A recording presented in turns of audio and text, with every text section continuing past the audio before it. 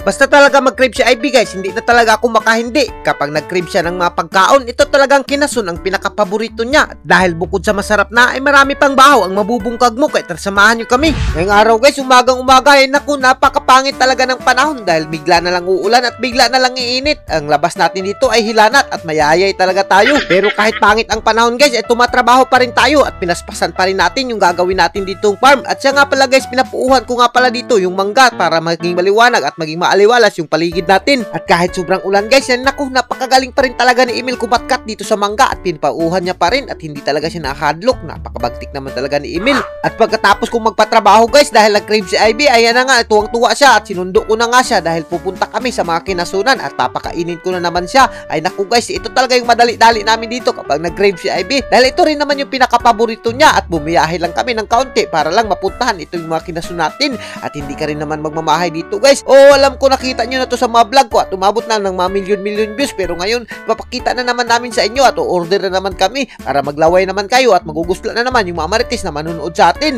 At asikansi naman yung mga saang guys, magkikilaw lang kami at pati mga libuo at lahat ng makita namin, orderin talaga namin para mapuslan man ang kakribs ni Ivy. At pati yung budbud nga hindi na pinasaylo ni Ivy na napakasarap naman talaga. At sa puntong ito guys, pagkatapos namin mag-order at sinimulan na kakagad ni Ivy at sobrang tuwang-tuwa talaga siya. Sino ba naman hindi matutuwa guys? Ay naku, natin mo kinasun, sinawsaw lang sa suka. Ay naku, hindi ka talaga magmamahay dyan, parisan mo ng bahaw na napakasarap naman talaga. Pero ako, ito talaga yung pinakapaborito ko, ang kinilaw na saang. At kung nakikita nyo naman guys, pati libo, oh hindi ko na pinasaylo yan, dinukdok ko na. Ito talaga yung resulta namin ni Ivy guys kapag pinuluhuan kami pumunta ng dagat at pinuluhuan kami magdungag, ito na lang talaga kami pumupunta at napakasarap rin naman talaga mag-food trip dito at hindi ka rin magmamahay. Actually guys, marami naman talagang kinasun sa amin. Sa ngayon lang ay hindi kami makapunta gawa ng napakalakas ng uwan at medyo may bagyo-bagyo pa dito sa amin at nga hindi pa nga humuhunas dahil yung hunas ay gabi pa at nakakapuyan kami pumunta. Kaya naman dito na lang talaga ang punta namin at yung bagsak namin dito, hindi ka rin naman magmamahay dahil mga presko rin naman yung mga pagkain nila.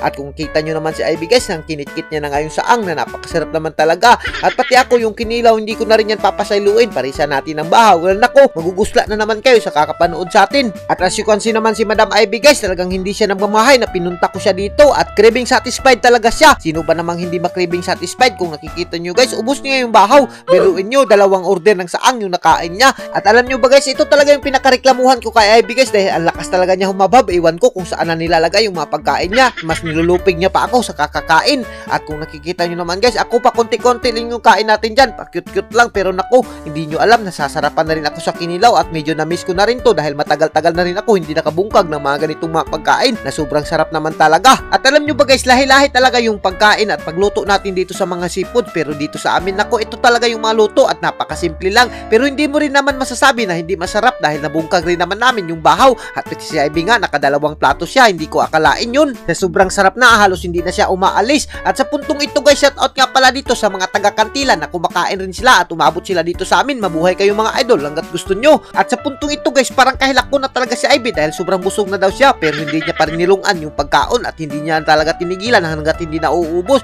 Kaya naman tinabangan ko na lang siya at pati yung kinilaw binirahan ko na. At hanggang dito na lang kami guys, at kung hindi ka pa nakashare at nakapalo sa aming video, magpalo ka na at mag-share dahil baka may pamigay kami ni Ivy na pahalipay ngayong Pasko, hindi natin alam kung ano. At thank you and God bless you all. Mabuhay kayong lahat dyan mga idol hanggat gusto nyo.